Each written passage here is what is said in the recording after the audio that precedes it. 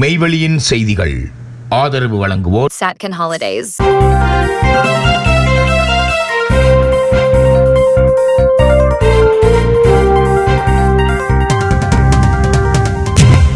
வணக்கம். மெய்வெளியின் செய்திகள் வாசித்தளிப்பவர் சுகந்தினி சிவகுமார். முதலில் இலங்கை செய்திகள்.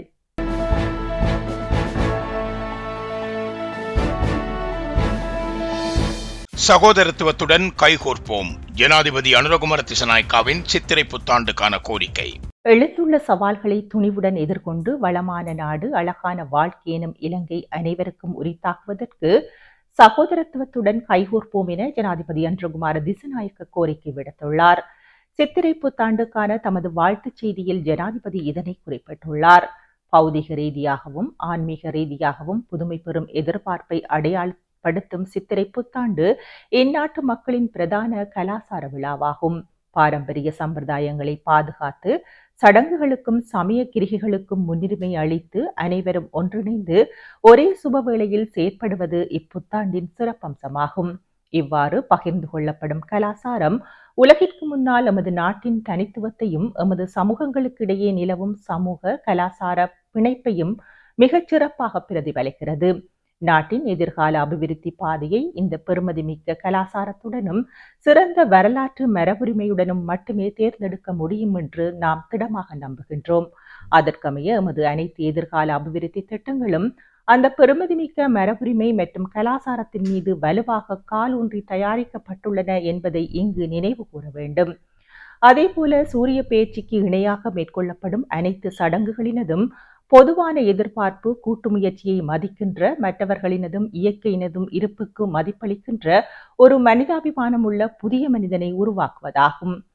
புத்தாண்டின் சடங்குகள் மூலம் வெளிப்படும் அந்த ஒற்றுமையின் பண்புகளும் விழுமியங்களும் அந்த சில நாட்களுக்கு மாத்திரமன்றி வருடம் முழுவதும் எமது நடத்தையில் பிரதிபலிக்க வேண்டும் என்று நான் கருதுகின்றேன். ஒரு நாடாக ஒன்றிணைந்து இந்த சவால்களை வென்றெடுக்கும் போது சித்திரை புத்தாண்டு காலத்தில் வெளிப்படுத்தப்படும் ஒற்றுமை மற்றும் பகிர்தல் போன்ற பண்புகளால் எமது வாழ்க்கையை மேலும் அர்த்தமுள்ளதாக்கிக் கொள்ள அர்ப்பணிப்புடன் செயற்படுமாறு நான் அனைவரிடமும் கேட்டுக்கொள்கின்றேன். பெற்றுக்கொண்ட வெற்றிகளை மேலும் உறுதிப்படுத்துவதுடன் எழுந்துள்ள சவால்களை துணிவுடன் எதிர்கொண்டு வளமான நாடு, அழகான வாழ்க்கை எனும் இலங்கை அனைவருக்கும் உரித்தாகுவதற்கு சகோதரத்துவத்துடன் கைகோர்ப்போம் என அழைப்பு விடுத்து பிறந்துள்ள இச்சித்திரை புத்தாண்டு அமைதியும் மகிழ்ச்சியும் நிறைந்த இனிய புத்தாண்டாக அமைய வாழ்த்துவதாக ஜனாதிபதி சுட்டிக்காட்டியுள்ளார். பாரம்பரியத்தின் மரபுரிமையை பாதுகாத்து எதிர்காலத்திற்கு கொண்டு சேர்ப்பது அவசியம். எதிர்க்கட்சித் தலைவர் சஜித் பிரேமதாசவின் புத்தாண்டு செய்தி. பாரம்பரியத்தின் மரபுரிமையை பாதுகாத்து எதிர்காலத்திற்கு கொண்டு சேர்ப்பது அவசியமாகும் என எதிர்க்கட்சித் தலைவர் சஜித் பிரேமதாசா தெரிவித்துள்ளார். அவர் தமது சித்திரை புத்தாண்டுக்கான வாழ்த்துச் செய்தியில் இந்த விடயத்தை வலியுறுத்தியுள்ளார். சிங்கள தமிழ் புத்தாண்டு என்பது நம்மிடமுள்ள மகத்தான கலாச்சார விழாவாகும். ஒரு கலாசார விழாவின் அடித்தளம் உருவாக்குவது அதில் காணப்படும் ஆன்மீக நெறிமுறை, கலாசார மற்றும் பொழுதுபோக்கு காரணங்களின் அடிப்படையில் ஆகும். சிங்கள தமிழ் புத்தாண்டு இந்த அனைத்து காரணங்களின் வழியாகவும் நமக்கு ஒரு மகத்தான பாரம்பரியத்தின் மரபுரிமையை வழங்கியுள்ளது. இந்த மரபுரிமையை பாதுகாத்து எதிர்காலத்திற்காக பேணி பாதுகாத்து செல்வது நமது கடமையாகும். அத்தகைய மரபுரிமையின் செயல்முறையில் சமூகத்தில் உள்ள நிச்சயமற்ற உணர்வுகளை ஏற்படுத்தும் விதத்தில் செயல்படுவது அல்லது அத்தகைய நிகழ்வுகளை சரியான முறையில் கையாளுவதில் அரசாங்கம் தவறுவதென்றால் அது நம்மிடம் உள்ள கலாசார மரபுரிமைகளை பாதுகாக்கும் அரசாங்கத்தின் பொறுப்பை புறக்கணிப்பதாகும். புத்தாண்டு சுபநேரம் தொடர்பாக எழுந்த சர்ச்சையில் அரசாங்கம் தலையிட்ட விதம் நமது கலாச்சாரத்தின் மதிப்பீடுகள் மீது அது காட்டும் அக்கறை கேள்விக்குரியது என்பதை வெளிப்படுத்துகின்றது. கடுமையான பொருளாதார அழுத்தத்தில் சமூகத்தின் எல்லா தரப்பு மக்களும் மன நிம்மதியின்றி தம் வாழ்க்கையை நடாத்தி வருகின்றனர்.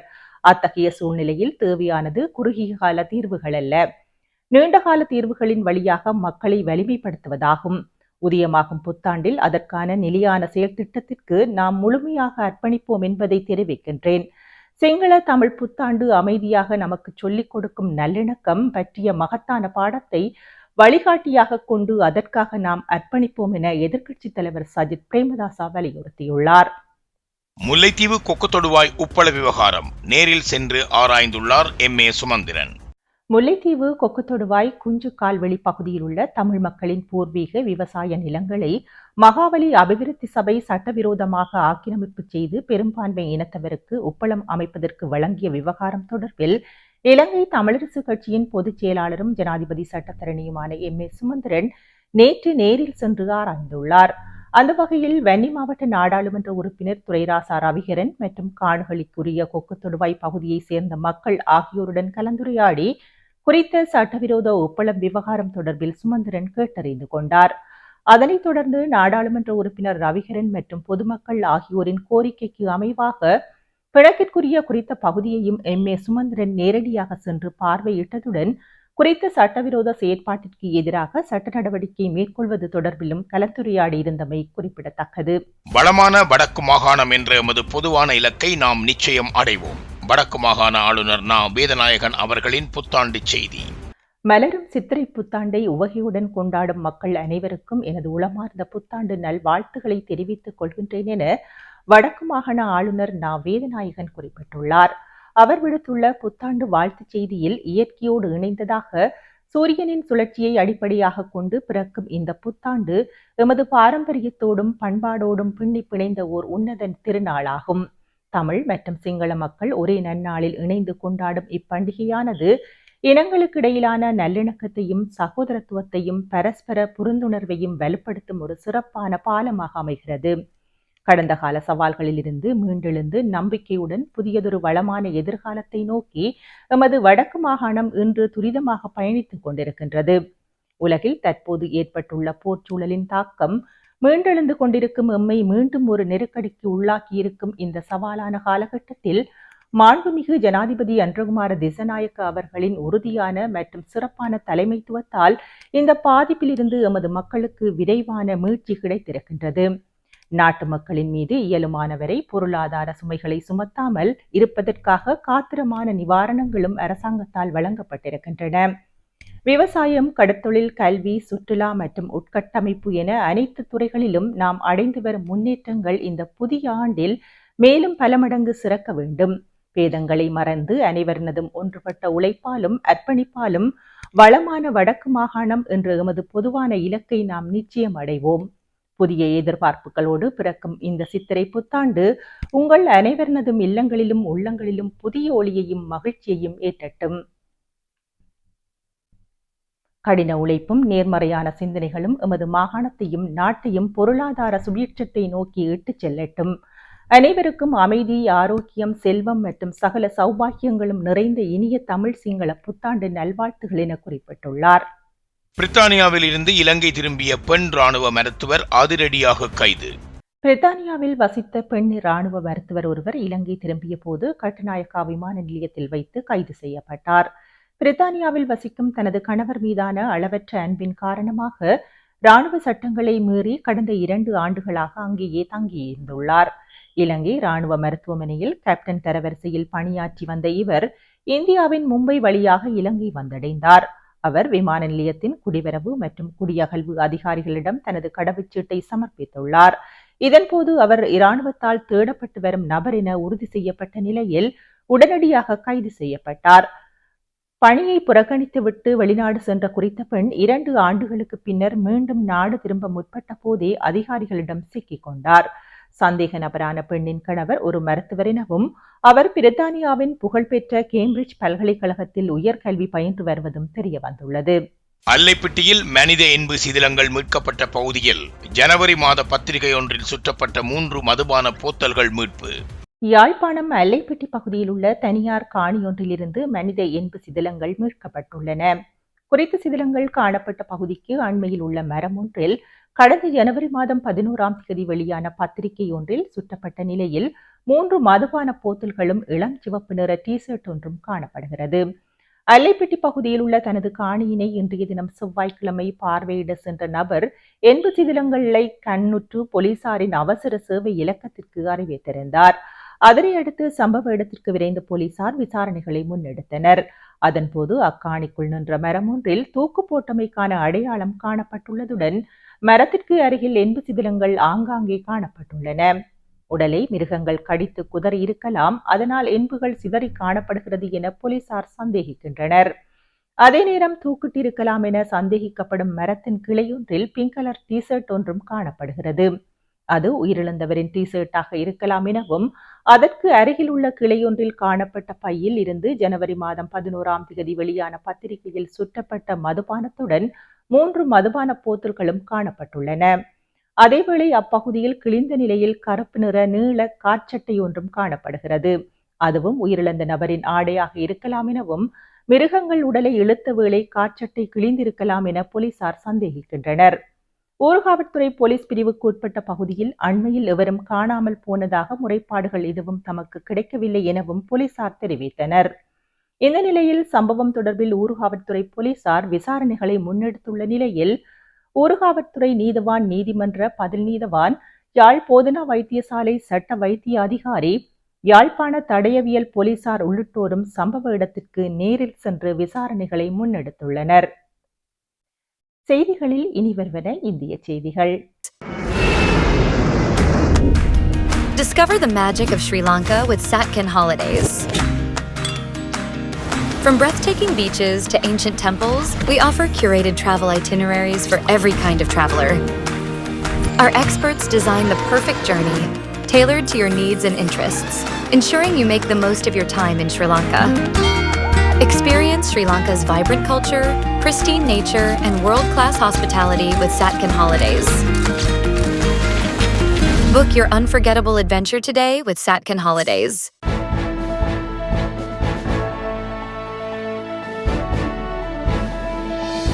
திமுக இருக்கும் வரை பாஜகவால் தமிழகத்தை தொடக்கூட முடியாது. முதல்வர் மு.க. ஸ்டாலின் சவால். திமுக மற்றும் கூட்டணி கட்சி வேட்பாளர்களை ஆதரித்து திமுக தலைவரும் முதல்வருமான மு.க. ஸ்டாலின் திருவள்ளூரில் நேற்று நடைபெற்ற பிரச்சார பொதுக்கூட்டத்தில் பேசிய போது, தமிழகத்தின் வடக்கு வாசலாக இருக்கும் திருவள்ளூர் மாவட்டம் மாநிலத்தின் தொழில் வளர்ச்சிக்கு எடுத்துக்காட்டாக இருக்கிறது. பெரும்பாலும் தமிழகத்தின் கிராம தெய்வங்கள் வடக்கு நோக்கித்தான் அமர்ந்திருக்கும். ஏனெனில் தமிழகத்திற்கு ஆபத்து எப்போதும் வடக்கிலிருந்துதான் வரும். அப்படி வரக்கூடிய தேசிய ஜனநாயக கூட்டணி என்ற ஆபத்தை தடுத்து நிறுத்தக்கூடிய தேர்தல் தான் தற்போதைய தேர்தல்.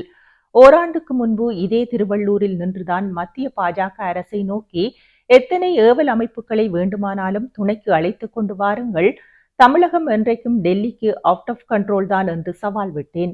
அந்த சவாலில் தமிழகம் வெற்றி பெற வேண்டும். அதற்கு திமுக கூட்டணி சட்டப்பேரவை தேர்தலில் வெற்றி பெற்று திராவிட மாடல் 2.0 ஆட்சியை அமைத்தே ஆக வேண்டும். முந்தைய அதிமுக ஆட்சியின் திறனற்ற நிர்வாகத்தால் பொதுமக்கள் பல்வேறு இன்னல்களை சந்தித்தனர். தனக்கு பதவி கொடுத்தால் போதும், சம்பந்திக்கு ரெய்டு நடக்காமல் இருந்தால் போதும் என்று இருக்கிறார் பழனிசாமி. இதற்காக அவர் கொடுத்த விலைதான் தமிழகத்தின் உரிமைகள். பழனிசாமி என்ற அடிமை இருக்கும் தைரியத்தில் அதிமுகவை வைத்து தேசிய ஜனநாயக கூட்டணி ஆட்சி நடத்துவோம், இந்தியை திணிக்கும் மும்மொழி திட்டத்தை செயல்படுத்துவோம் என பாஜகவினர் இஷ்டத்துக்கு பேசிக் கொண்டிருக்கிறார்கள் என அவர் தெரிவித்திருந்தார். ஜனநாயகன் திரைப்படம் இணையதளத்தில் வெளியானதற்கு எல். முருகன் தான் காரணம், செங்கோட்டையன் தெரிவிப்பு. ஜனநாயகன் திரைப்படம் இணையதளத்தில் வெளியானதற்கு எல். முருகன் தான் காரணம் என தமிழக வெற்றி கழக நிர்வாக குழு தலைவர் ஒருங்கிணைப்பாளர் கே. செங்கோட்டையன் தெரிவித்துள்ளார். கோயம்புத்தூரில் சட்டப்பேரவை தொகுதி வேட்பாளர்களை ஆதரித்து பிரச்சாரம் மேற்கொண்ட போது அவர் பேசுகையில், திமுகவை தமிழகத்திலிருந்து விரட்ட வேண்டும் என்பதே மக்களின் ஆசை. தேர்தலில் 10 முறை தோற்ற எடப்பாடி பழனிசாமியால் திமுகவை வீழ்த்த முடியாது. திமுகவை தோற்கடிக்க ஒரே சக்தியாக தமிழக வெற்றி கழக விஜய் திகழ்கிறார். மக்களின் வரி பணத்திலிருந்து ₹1 கூட எடுக்க மாட்டேன் என விஜய் உறுதியளித்துள்ளார் என தெரிவித்தார். மேலும் ஜனநாயகன் படத்தை வெளியிட்டு ஜனநாயகத்தை குழி தோண்டி புதைத்துள்ளார்கள். இதற்கு காரணம் எல். முருகன் தான். அந்த துறைக்கான அமைச்சர் அவர்தான். சட்டவிரோதமாக படம் வெளியானால் யார் ராஜினாமா செய்ய வேண்டும் என்பதை பத்திரிகையாளர்கள் தான் சொல்ல வேண்டும் என தெரிவித்தார். செய்திகளில் தொடர்வன உலகச் செய்திகள்.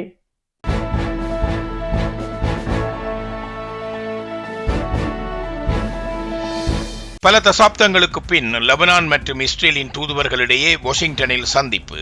லெபனான் மற்றும் இஸ்ரேலின் தூதுவர்களிடையே வாஷிங்டனில் இன்று பிற்பகல் சந்திப்பொன்று இடம்பெற்றுள்ளது. தூதரக உறவுகள் இல்லாத இந்த இரு நாடுகளின் அதிகாரிகள் பல தசாப்தங்களுக்கு பிறகு நேருக்கு நேர் சந்திப்பது இதுவே முதன்முறையாகும். அமெரிக்க வெளியுறவுத்துறையில் நடைபெறும் இந்த சந்திப்பில் அமெரிக்காவின் உயர்மட்ட தூதர் மார்க்கோ ரூபியோவும் கலந்து கொள்வார் என எதிர்பார்க்கப்படுகிறது. மத்திய கிழக்கு பகுதியில் நீடித்து வரும் பதட்டத்தை குறைக்கும் முயற்சியாக இந்த பேச்சுவார்த்தை இடம்பெறுகின்றது என கூறப்படுகிறது. இந்த சந்திப்பில் இரு நாடுகளுக்கும் இடையே உயர்மட்ட நேரடி பேச்சுவார்த்தைகளை தொடங்குவதற்கான வாய்ப்புகள் குறித்து கலந்துரையாடப்படும் எனவும் தெரிவிக்கப்பட்டுள்ளது. இதேவேளை இஸ்ரேல் மற்றும் ஹிஸ்புல்லா இடையே நடைபெறும் மோதலை நிறுத்துவதற்கான முயற்சியில் லெபனான் ஈடுபட்டுள்ளது. ஆனால் ஹிஸ்புல்லா நிராயுதபாணியாக்கப்பட வேண்டும் என்ற இஸ்ரேலின் நிபந்தனை காரணமாக பேச்சுவார்த்தைகள் சிக்கலில் உள்ளன. மேலும் ஹிஸ்புல்லா இந்த முயற்சிகளை ஏற்க மறுத்துள்ளது. அண்மைய மோதல்கள் லெபனானின் பெரும் பாதிப்பை ஏற்படுத்தியுள்ளன. 10 லட்சத்திற்கும் அதிகமான மக்கள் இடம்பெயர்ந்துள்ளதுடன் 2000த்திற்கும் மேற்பட்டோர் உயிரிழந்துள்ளனர். இயேசு கிறிஸ்துவாக தன்னை காட்டி படத்தை பகிர்ந்த டொனால்ட் ட்ரம்ப், எழுந்தது சர்ச்சை. அமெரிக்க ஜனாதிபதி டொனால்ட் ட்ரம்ப் தனது சமூக ஊடகமான ட்ரூத் சோஷியலில் தன்னை இயேசு கிறிஸ்துவாக காட்டும் படத்தை பகிர்ந்ததால் கடும் சர்ச்சை எழுந்தது. அந்த படத்தில் ட்ரம்ப் வெள்ளை மற்றும் சிவப்பு ஆடையில் நோயாளியை குணப்படுத்துவது போல் கைகளை வைத்திருப்பது போல காட்சியளித்தது. அவரின் கைகளில் ஒளிக்கதிர்கள் வீசும் வகையில் படம் வடிவமைக்கப்பட்டிருந்தது. இந்த பதிவு ஆர்த்தடாக்ஸ் ஈஸ்டர் நாளில் வெளியானதால் பல கிறிஸ்தவ ஆதரவாளர்கள் அதிருப்தி தெரிவித்தனர். முன்னாள் காங்கிரஸ் உறுப்பினர் மார்ஜி டெய்லர் கிரீன் இது முற்றிலும் தவறானது, நான் இதை கண்டிக்கின்றேன் என்று தெரிவித்தார். டெய்லி வேர் பத்திரிகையின் கிறிஸ்தவ எழுத்தாளர்கள் இது கடும் அவமதிப்பு என்று கூறினர். இதற்கு பதிலளித்து பத்திரிகையாளர்களிடம் பேசிய ட்ரம்ப், அந்த படம் என்னை மருத்துவராக காட்டுகிறது, நான் மக்களை குணப்படுத்துகின்றேன் என்று விளக்கம் அளித்தார். ஆனால் பலர் இதை மதத்தை அவமதிக்கும் செயல் என கண்டித்தனர். மேலும் நியூயார்க் டைம்ஸ் எழுத்தாளர் டேவிட் இது முற்றிலும் தவறான செயல் என்று விமர்சித்தார். முன்னாள் காங்கிரஸ் உறுப்பினர் ஜஸ்டின் அமாஸ் கூட கடும் எதிர்ப்பு தெரிவித்தார். இந்த சர்ச்சை ட்ரம்ப் மற்றும் கிறிஸ்தவ மத தலைவர்களுக்கு இடையிலான உறவுகளை மேலும் சிக்கலாக்கியுள்ளது. குறிப்பாக போப் லியோ அமெரிக்காவின் ஈரான் போருக்கு எதிராக கருத்து தெரிவித்த நிலையில் ட்ரம்ப் அவரை கடுமையாக விமர்சித்துள்ளார். ட்ரம்ப் தனது ஆதரவாளர்களில் பெரும்பாலானோர் கிறிஸ்தவ மதத்தை சேர்ந்தவர்கள் என்பதால் இந்த சர்ச்சை அவரின் அரசியல் ஆதரவுக்கு பாதிப்பை ஏற்படுத்தும் அபாயம் உள்ளது. பிரித்தானிய வரலாற்றில் 6000 பவுண்ட்ஸ் பெறுமதியான ஆதி உச்ச பண பரிசில்களுடன் களை கட்டிய வாலிபால் பிரீமியர் லீக் போட்டிகள். கரப்பந்தாட்ட வீரர்களை ஏலம் எடுக்கும் மரபை பிரித்தானிய தமிழ் அணிகளுக்கு முதலில் அறிமுகம் செய்து வைத்த விபிஎல் ஏற்பாட்டாளர்களால் நடாத்தப்பட்ட 4வது வருட வாலிபால் பிரீமியர் லீக் விபிஎல் 4 போட்டிகள் ஏப்ரல் 11ஆம் 12ஆம் தேதி கடந்த சனி ஞாயிறு தினங்களில் சிறப்பாக நடைபெற்றுள்ளது.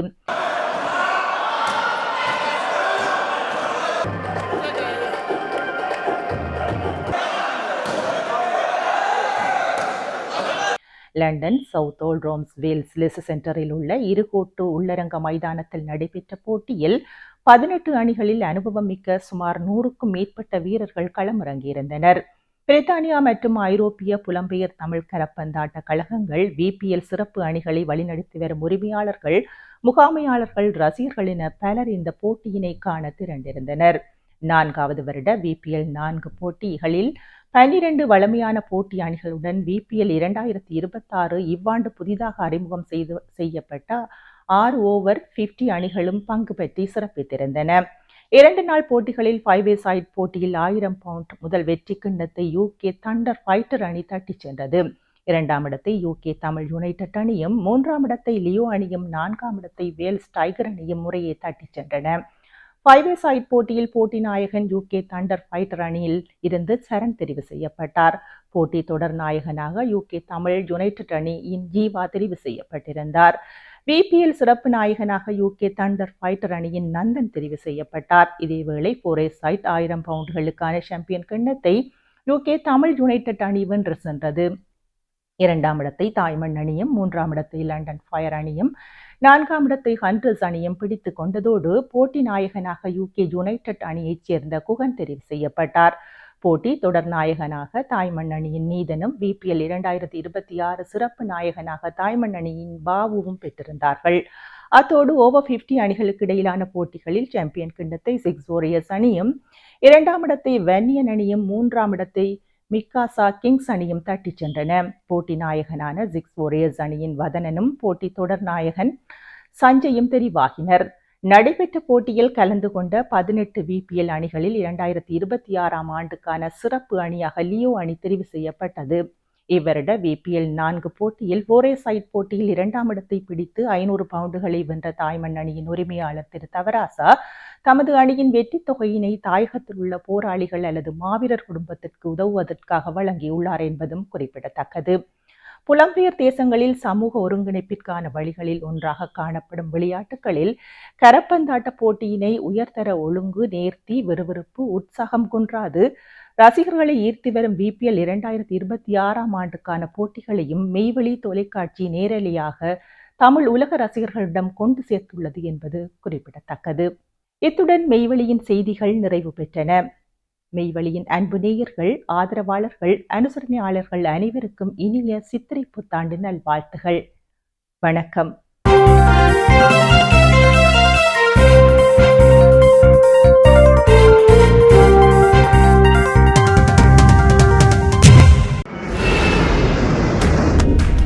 Discover the magic of Sri Lanka with Satkin Holidays.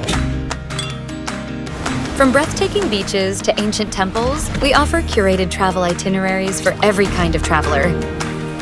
Our experts design the perfect journey, tailored to your needs and interests, ensuring you make the most of your time in Sri Lanka. Experience Sri Lanka's vibrant culture, pristine nature, and world-class hospitality with Satkin Holidays. Book your unforgettable adventure today with Satkin Holidays.